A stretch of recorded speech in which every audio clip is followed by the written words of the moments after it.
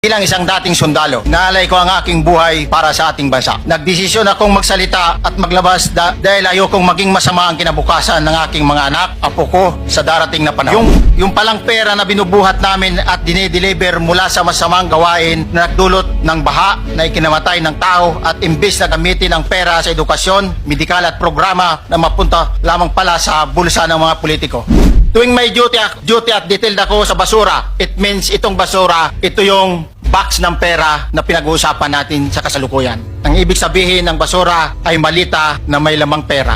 Ang mga nangyayari kapag duty kami sa basura, kalimitang dinadala sa bahay ni Congressman Saldico sa Valle Verde 6 at tinatanggap naman ni Mark at ni Paul.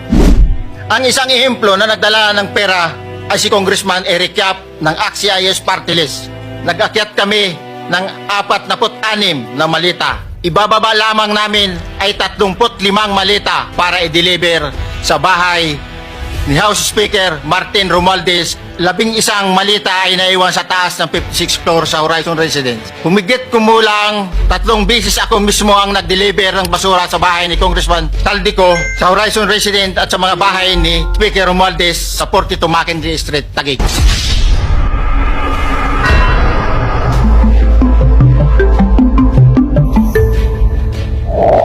Mr. Chair, I am going to consume my time.